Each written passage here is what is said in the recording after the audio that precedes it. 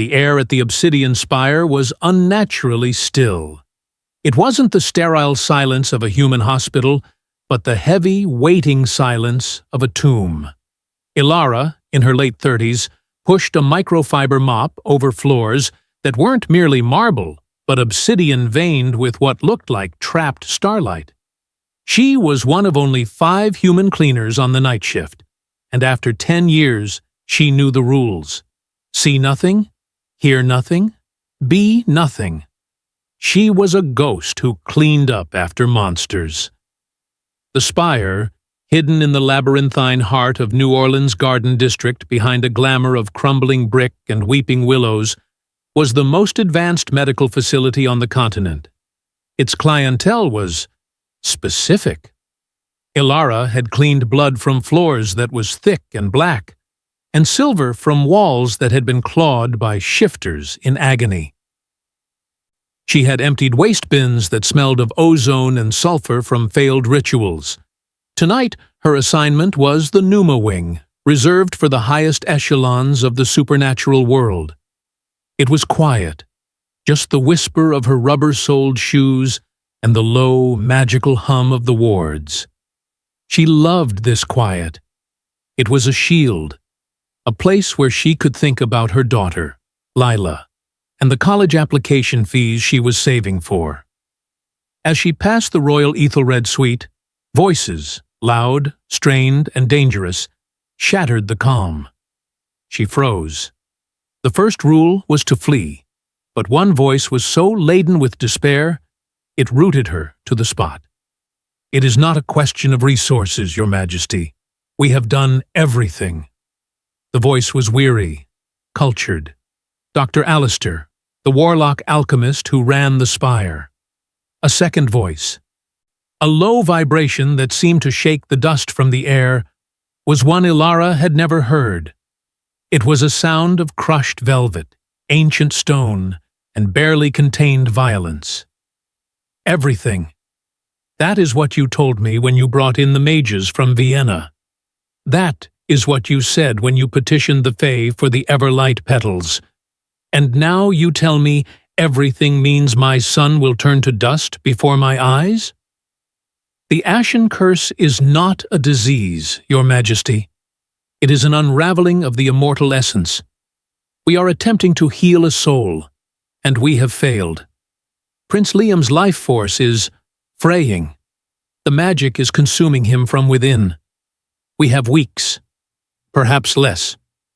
A sound like a marble statue cracking echoed, and Ilara realized with a jolt of terror that the king must have struck the wall.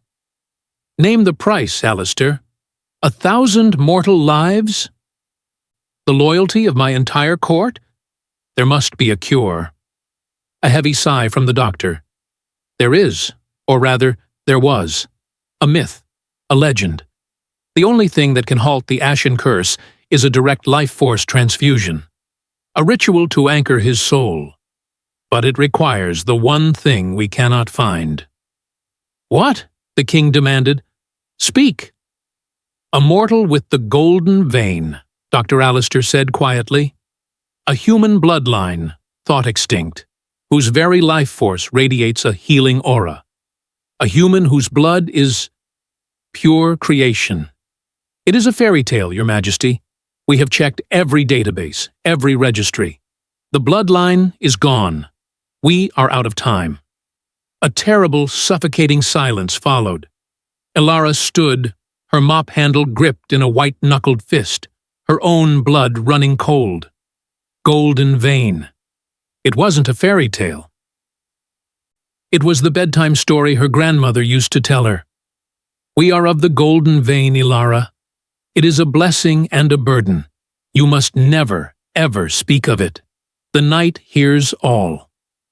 The door to the suite hissed open. Ilara scrambled, her muscle memory taking over, fumbling with her ringer bucket, her eyes down. He emerged. He was not a man. He was a force of nature, incredibly tall, with hair as black as the obsidian floor, and a face that was terrifyingly, inhumanly beautiful.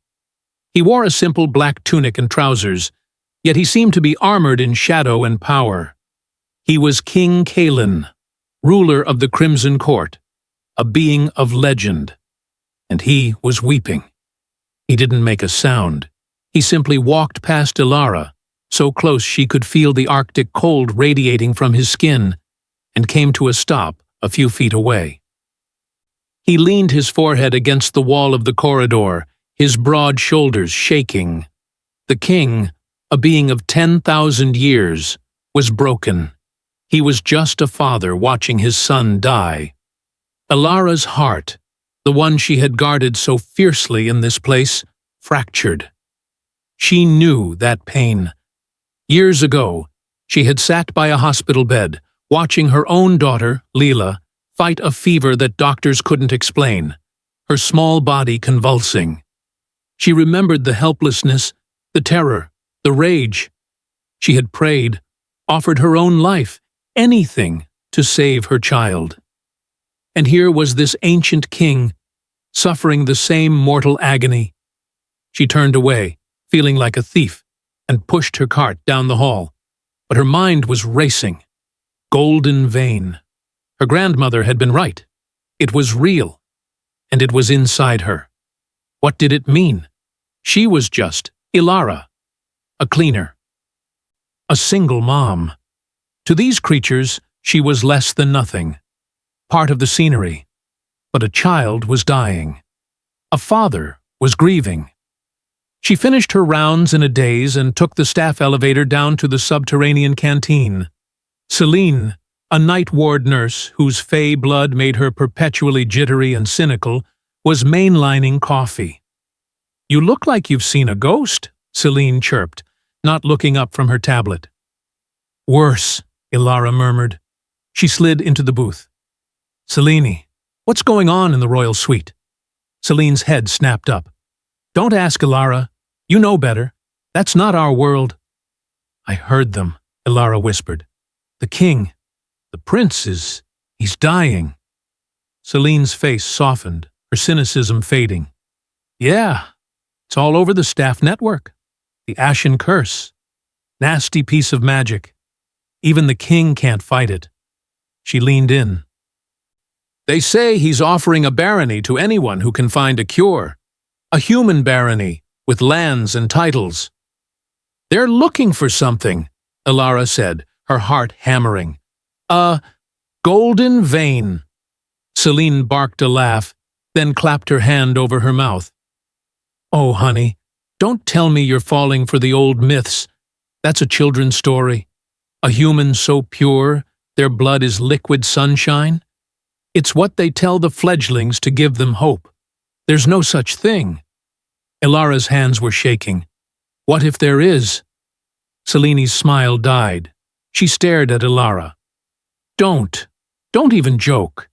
If you knew someone..." "Ilara, that's not a donation. It's not like giving blood. They're talking about a ritual, a life force transfusion. The human who does it, they'd be lucky to survive. It could drain them, kill them. And for what?" "To save a child," Ilara said softly. "You have a child," Celine shot back, her voice suddenly sharp. "You have Lila. You're all she has. Don't be a fool. You're a cleaner, not a hero. They wouldn't even listen to you. To them, you're just the help. You're invisible." Her words were cruel, but they were true. Ilara knew it. She was invisible. A ghost. But a ghost could go where others couldn't. "Where is he?" Ilara asked, standing up. "Where is who? Alistair? He won't see you." "No, the king. Where is he right now?" Celine's eyes widened in horror. "Ilara, no. You can't just walk up to the vampire king. He'll kill you for your impertinence." "He's a father," Ilara said, her resolve hardening. "He'll listen." "Where?" Celine sighed, defeated. He paces. The ethel-red balcony. The one that overlooks the bayou." "But, Ilara, he's not a grieving man. He's a grieving king. There's a difference. A deadly one." Ilara didn't wait. She left her cart, her uniform, her old life, and walked toward the balcony. The humid New Orleans night air, thick with jasmine and decay, did nothing to disperse the cold that clung to him. Kalen stood with his back to her, staring out at the dark, shimmering water. He was so still. He could have been one of the Gothic statues that lined the terrace. Alara's throat was dry. Every instinct screamed to run. This was madness. "Your Majesty!" Her voice was a pathetic squeak. He didn't move. She cleared her throat and stepped out of the shadows. "Your Majesty, Kalen." He turned, slowly. It was not a human movement. It was the uncoiling of a predator. His face was a mask of perfect cold fury. His eyes were not black, she realized, but a deep, burning crimson. "The cleaner," he said. His voice was soft, but it carried the absolute authority of a death sentence. "You have 10 seconds to explain why you are not fleeing for your life. You interrupted a king's grief." I'm sorry," Alara stammered, her knees threatening to buckle. "I heard you, in the hall, with Dr. Alistair." His eyes narrowed. "Eavesdropping, a crime punishable by—" "You're looking for the golden vein," she blurted out, the words tumbling out of her in a rush. "You said it was a myth. You said it was extinct. You're wrong. Stop looking." Kalen's expression didn't change, but the air around them cracked with a sudden pressure, forcing Alara to her knees. It felt like the entire sky was pressing down on her. "What did you say?" he whispered. Now standing directly in front of her, a shadow blotting out the moon. "Stop looking," Alara repeated, tears of pain and fear streaming down her face. "It's me. I am of the golden vein." The pressure vanished. Kalen stared at her, his head tilted. He was a scientist observing a microbe. "You are lying." "No, my grandmother, she told me. She warned me. It's my family's secret." The king was silent for a long moment. Then he did something strange. He knelt, so his eyes were level with hers. He inhaled, deeply. His eyes flared, the crimson turning to a burning gold. "It's true," he breathed, a look of profound, terrifying wonder on his face. "The scent. It's like the sun. I can smell it. The life in you." He reached out, his long fingers tracing the pulse point on her neck without touching it. "You, a cleaner, possess the blood of creation." He stood up, his mind clearly working at an impossible speed. "Name your price, mortal. A barony? A continent? Gold to fill this city? I will give you anything to save my son." Alara pushed herself to her feet, wiping her face, her terror momentarily eclipsed by her resolve. "I don't want your gold, your majesty. I don't want your lands." Kalen looked baffled. "Then what? Your life? You wish to be turned? It can be arranged." "No," Alara said, her voice finally steady. "I have a daughter. Her name is Lila. If I do this, if I perform this ritual, my secret is out. This bloodline, she might have it too. We will be hunted for the rest of our lives by creatures wanting what you want." "I will protect you," he said dismissively. "That's not good enough," Alara said, shocking herself with her own bravery. "I don't want a promise, King Kalen. I want an oath, a blood oath. Bind your immortal soul to mine. Swear on your son's dying essence that you will protect me and my daughter with all the power of your court, for as long as I live, and for as long as she lives after me. Swear that no harm will ever come to us from your world." Kalen stared at her, his beautiful face unreadable. He had been a king for millennia. Mortals were food, pets, or inconveniences. They begged, they cowered, they schemed for power. None had ever bargained with him. None had ever refused his wealth and demanded something so intangible and so absolute. He saw the woman who had scrubbed his floors, who trembled in his presence, but who had the courage to demand the impossible for her child. He saw a mirror of his own paternal desperation. A slow, dangerous smile touched his lips. "You are not like other mortals, Elara, of the golden vein." He held out his hand. "My son's life for your daughter's safety. A fair, if unorthodox, bargain. I swear it. Come, Dr. Alistair must be informed. We will begin the tests. Now." He turned and strode back into the spire. Elara, trembling, took a deep breath and followed the shadow, her old life dissolving behind her with every step. She was escorted by 2 royal guards, their red-plumed helms seeming absurd in the sterile hallway. They gave her a secure, obsidian-cased phone. She called her daughter. "Mom, what's wrong? It's 3 in the morning." "Hey, honey, I have to do something, at work. It's a special project." "A big one." "What kind of project?" Lila's voice was sharp with teenage suspicion. "It's complicated, but it's to help someone. A child. It's very important." Elara looked at the king, who was waiting by the elevator, his impatience a palpable force. I might be out of touch for a day or 2, but I'm doing this to make us safe, Lila. Safer than we've ever been. I love you." "I love you too, Mom. Be careful." Elara hung up. "She's safe," she whispered. "For now," Kaelin said, as the elevator doors opened, revealing not a steel box, but a vortex of swirling violet light. "Let us see if the price was worth it." The elevator did not open onto a hospital floor.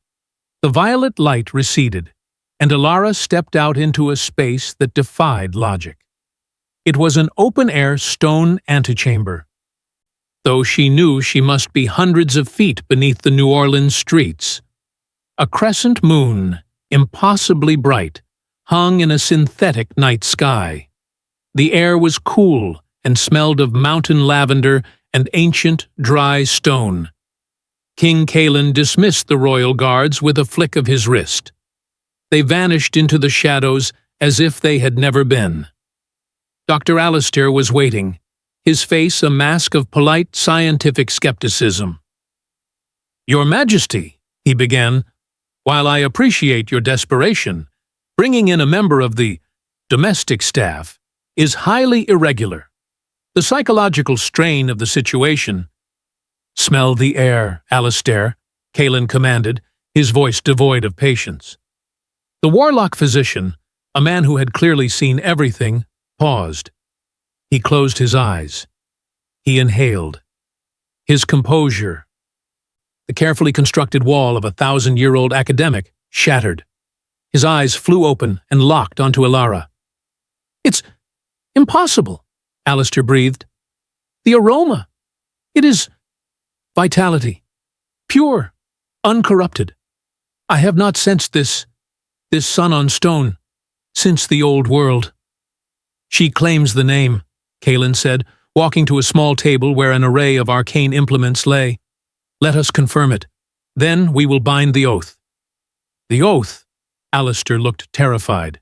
"Your Majesty, a blood oath." "Is the price," Kaelin cut him off. He gestured to Elara. "Ambassador, your hand." She flinched at the new title, but held out her hand. Dr. Alistair, his own hands trembling, took it. He bypassed her veins, instead selecting a small silver stylet. "This will not hurt. Much." He pricked the pad of her finger. Elara gasped, but not from the prick. A single, perfect drop of blood welled up. It was not just red. It was luminous, shimmering with a distinct golden-red light, as if it held a tiny, trapped spark of sunlight.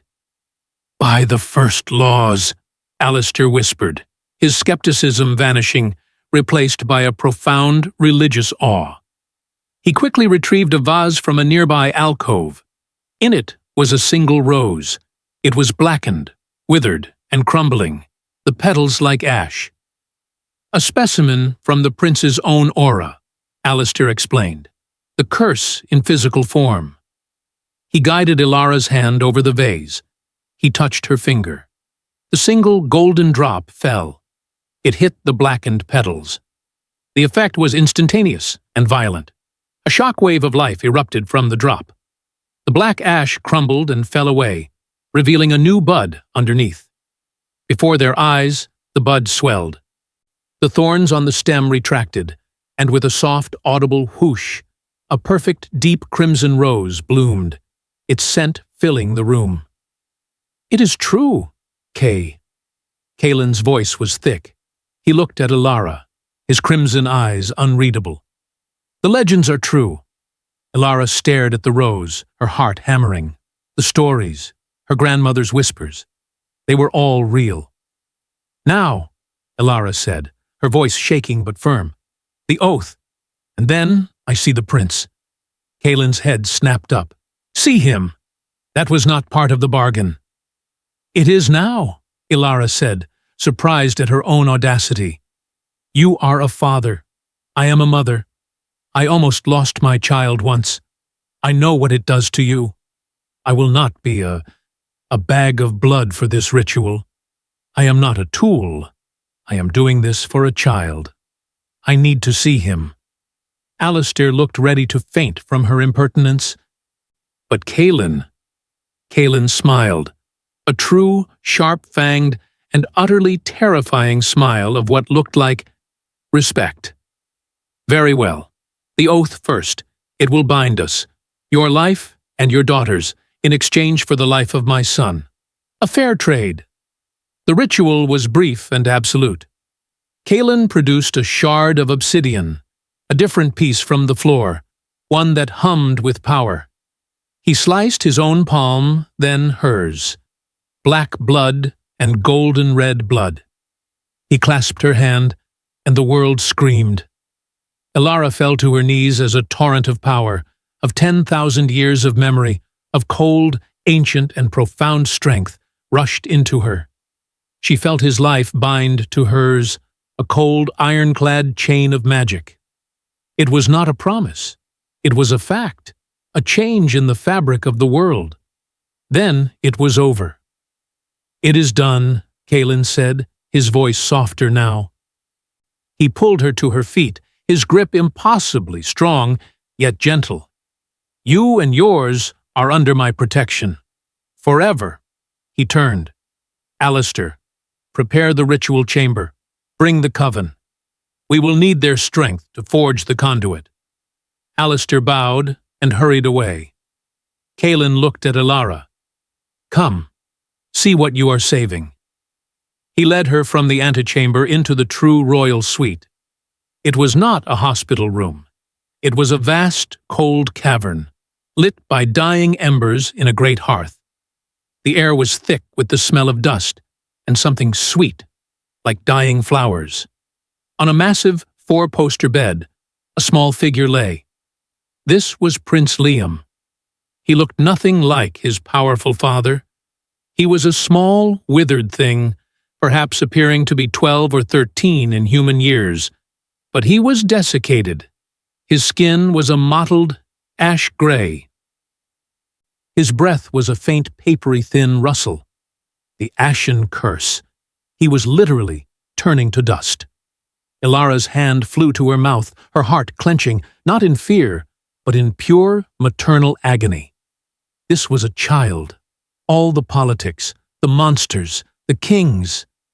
It all faded. "Oh, you poor thing," she whispered, forgetting her fear. She moved to the bedside, and, before Kaelin could stop her, she gently brushed a lock of dry, brittle hair from the boy's face. She laid her hand on his forehead. It was cold as stone. Kaelin made a sound, a choked-off gasp. "Ilara, look!" She looked at her hand, on the boy's gray skin. Where her fingers rested, a faint, almost imperceptible blush of color was appearing, a tiny patch of pale, living skin. As she watched, it faded back to gray, the curse too strong to be fought by mere touch. But it had been there. Hope. It was a tangible thing in the room. Kaelin's crimson eyes were bright, not with tears, but with a raw, burning gratitude that was more potent than any words. He saw her now, not as a cleaner, not as a mythical cure, but as the only person in the world who understood. A polite, artificial cough came from the doorway. "Your Majesty, I came as soon as I heard the tragic news. One does hope for the best, but one must, of course, prepare for the worst." Elara turned. A new vampire stood in the doorway. He was slender, aristocratic, and dressed in opulent old-world finery that made Kaelin's simple tunic look like a modern affectation. His smile was thin, and his eyes, a pale, icy blue, were filled with a cold, political calculation. "Count Borislav," Kaelin said, his voice dropping back to absolute zero. He instinctively moved, placing himself partially between the Count and Elara. "Your timing is, as ever, precise.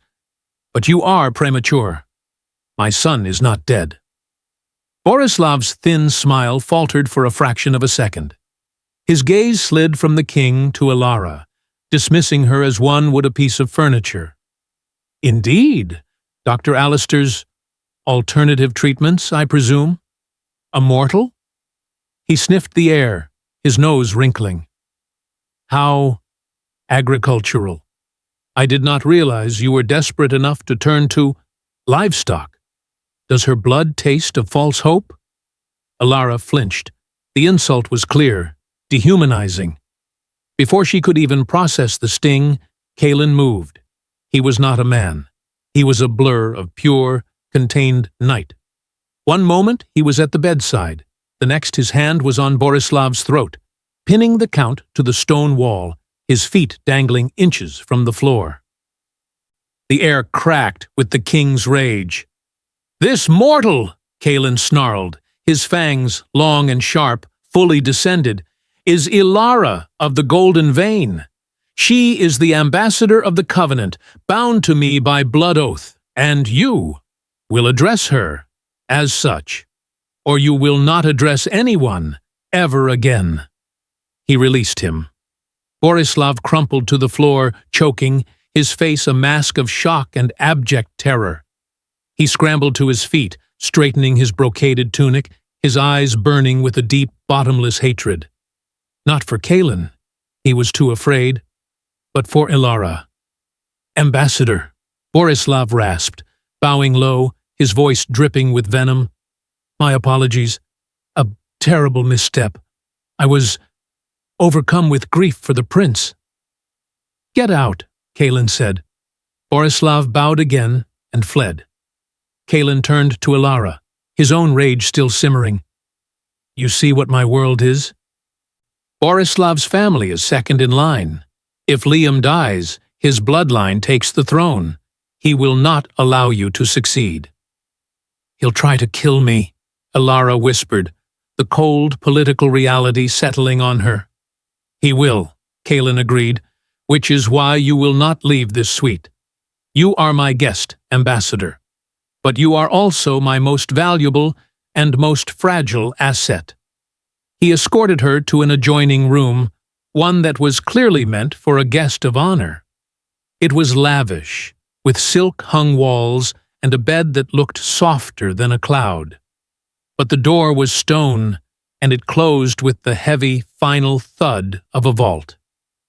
Elara was alone. She thought of Lila. She had made this bargain to protect her, but she had just painted a target on both of them. Hours passed. She was terrified, alone, and starving.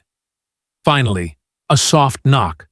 A vampire attendant, a thrall with blank eyes, entered, carrying a silver tray.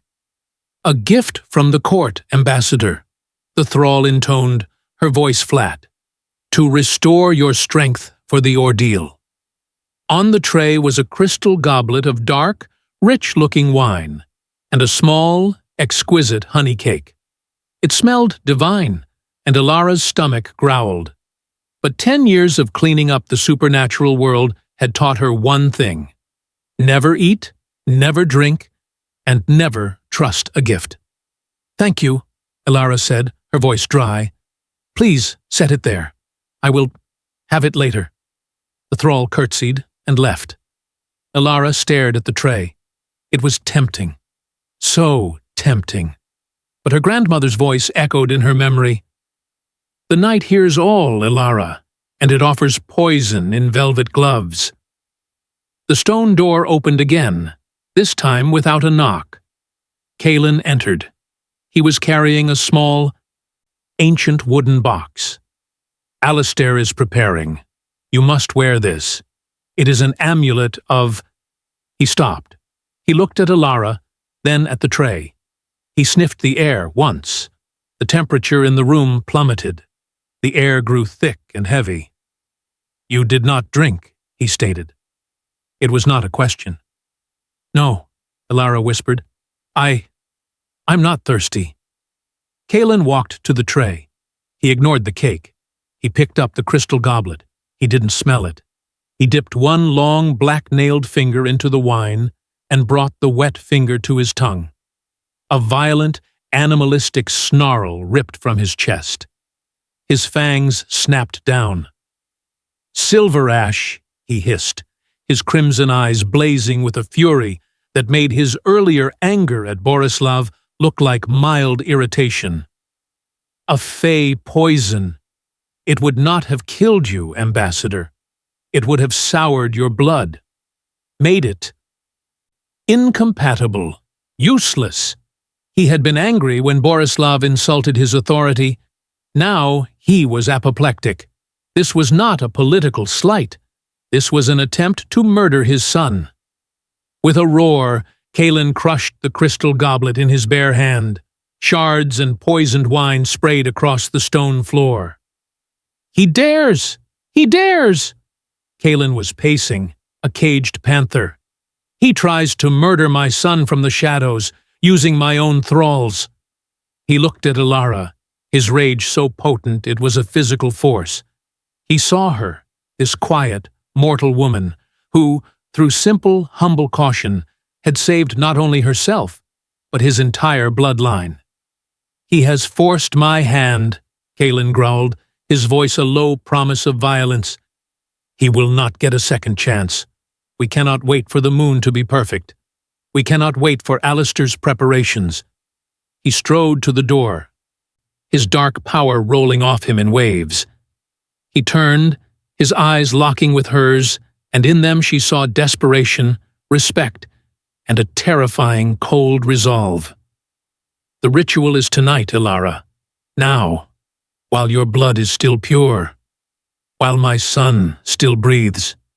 Kalen did not run, but he moved with a speed that blurred the edges of the world. He all but carried Ilara, his hand a cold, iron grip on her arm, pulling her through a tapestry that depicted an ancient, forgotten battle. The fabric parted like water, revealing a staircase that spiraled down into the earth. The air grew colder, charged with a power so dense Ilara could feel it prickling on her skin. They emerged into a circular chamber carved from the bedrock, the walls pulsing with a faint crimson light that seemed to emanate from the stone itself. In the center, on a raised dais, was not a medical bed, but a flat, black altar. Dr. Alistair was there, frantically arranging a series of crystal phials and iron bowls. He looked up, his face pale with panic. "Your Majesty, no! It is madness!" Alistair protested, his voice echoing in the chamber. "The Coven is not here to stabilize the Matrix. The lunar alignment is wrong. If you act as the sole conduit, the feedback could kill you. Or it could drain her in a second, leaving you with nothing." "Borislav has left us no choice." Kalen's voice was a blade of sheer will. He lifted Ilara as if she weighed nothing and laid her gently on the cold stone. "He will not get another chance. You will assist me, Alistair. You will monitor her life force. My blood oath demands she survive. We begin." Alistair, seeing the futility of argument, nodded grimly. He turned. And Alara saw that Prince Liam was already here, lying on a smaller, adjacent slab, looking like a withered relic. Kaelin took his place, standing in the space between Alara and his son. He was the bridge. "This will not be pleasant, Ambassador," he said, his crimson eyes locking on hers. He did not look at his son, he looked only at her. "He must not have your blood, but your essence. I must draw it from you and give it to him. I will be your anchor. Do not let go." He placed one hand on his son's chest. He held the other out to Alara. "Your hand." She gave it to him. His skin was as cold as the altar. He closed his eyes. "Now, Alistair." Alistair began a low, chanting monotone. Kaelin's grip tightened, and Alara's world ended. It was not a gentle pulling. It was a torrent. She felt Kaelin's mind, a vast, ancient, and freezing ocean, crash into her own. But it was not an attack. It was a search. He was looking for the gold, the core of her life. He found it, and in that moment, he felt her life. He felt her memory of holding a newborn Lila, her terror at her daughter's fever, her quiet, grinding poverty, her fear in the obsidian spire. He felt her profound, stubborn, maternal love. And she, in turn, felt him. She felt the crushing, geological weight of 10,000 years. The loneliness of a being who saw entire empires rise and fall like mayflies.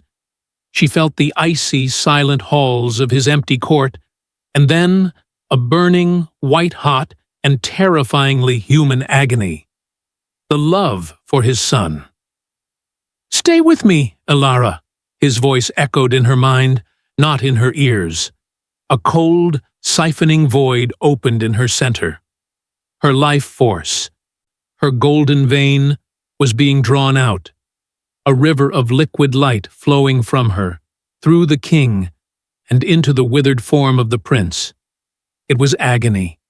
She felt herself growing cold, her limbs heavy, the world fading to a pinprick of gray. "I am fading," she thought, her consciousness fraying. "No," Kaelin's mental voice was a roar. He pushed back, giving her a fraction of his own cold, immortal strength. "I hold you. My oath is iron. You will not die." On the other slab, Liam's small body arched off the stone, a silent scream on his lips. The gray, ashen color of his skin began to war with a new, vibrant, golden-red hue. The curse was fighting back.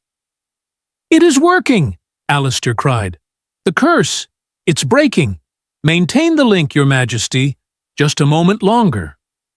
It was in that moment, when Kaelin was balanced on the knife edge of creation and destruction, his concentration absolute, that the stone door to the chamber exploded inward.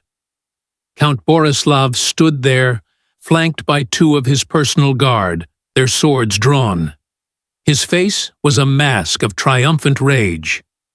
"What a touching and utterly foolish display, Your Majesty." Alistair drew a dagger, but he was a physician, not a warrior. "Treason!" he shrieked.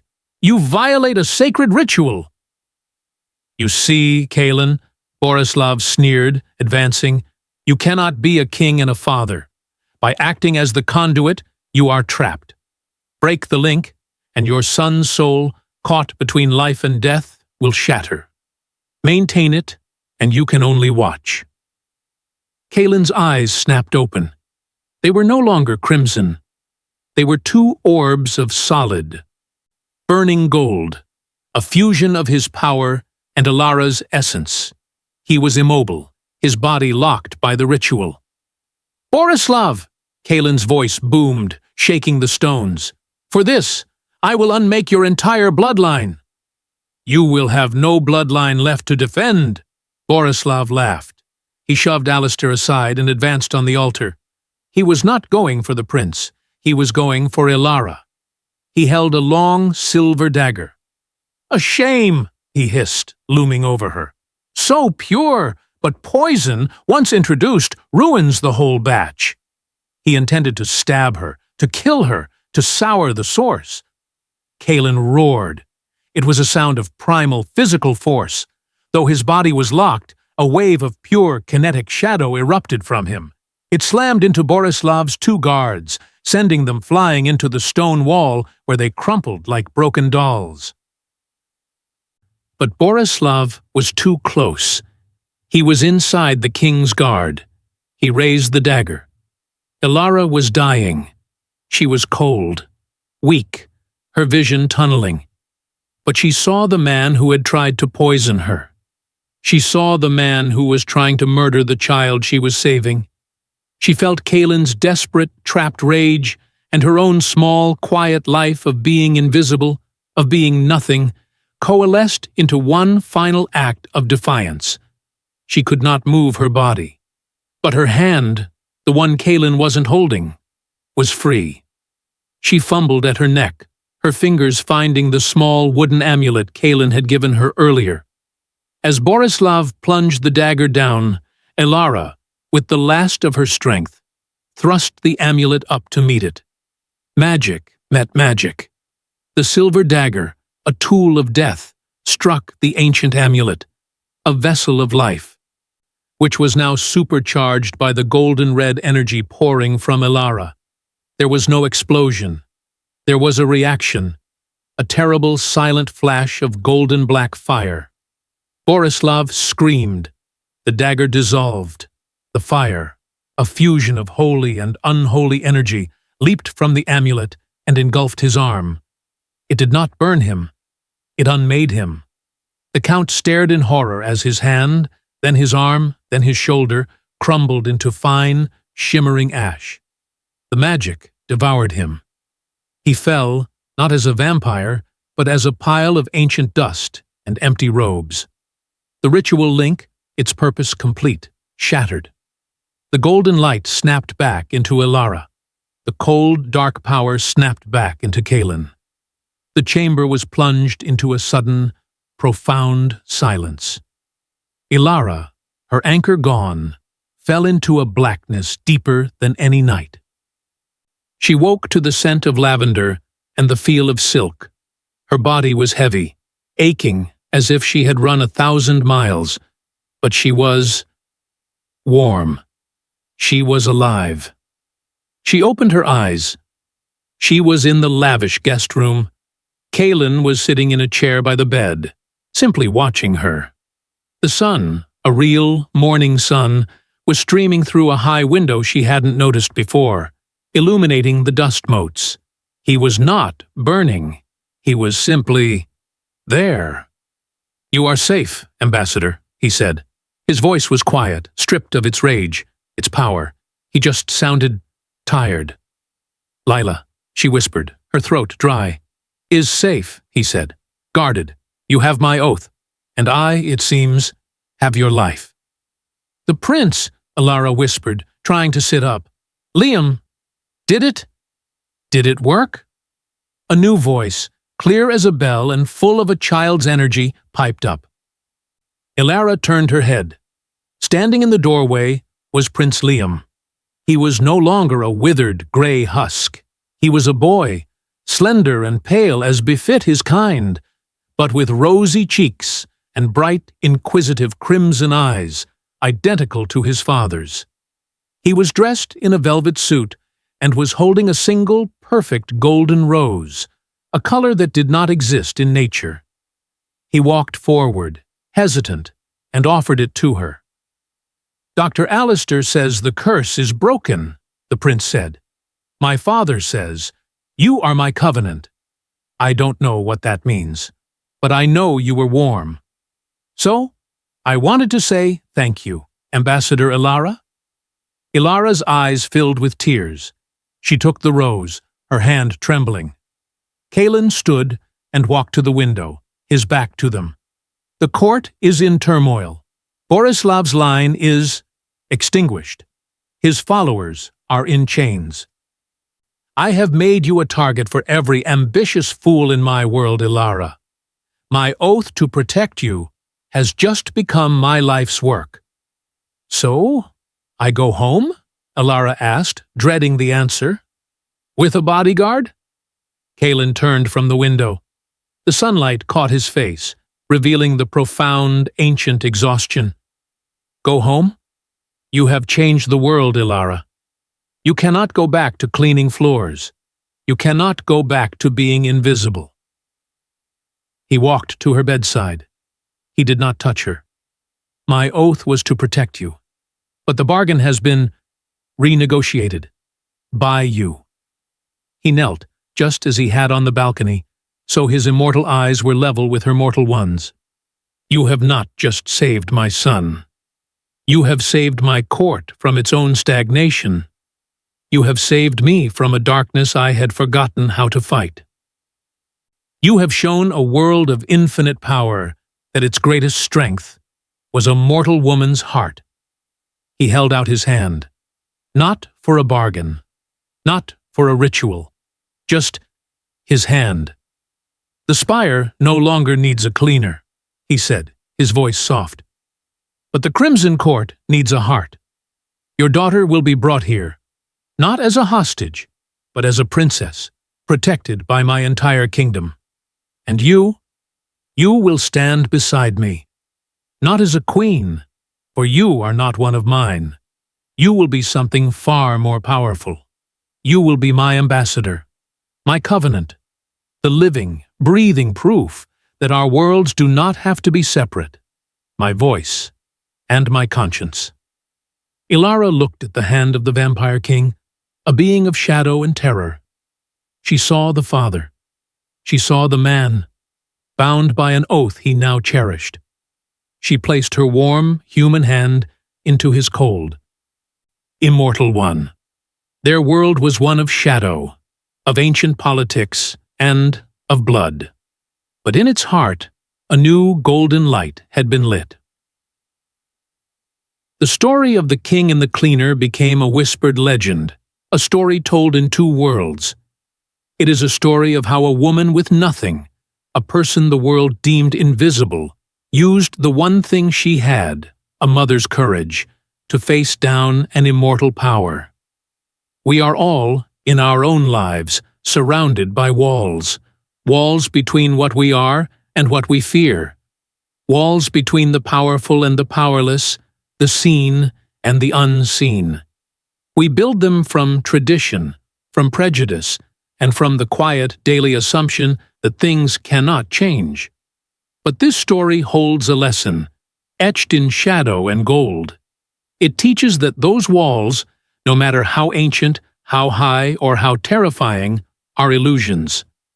They cannot stand against the one force that is truly universal. Not power, not magic, not status, but empathy.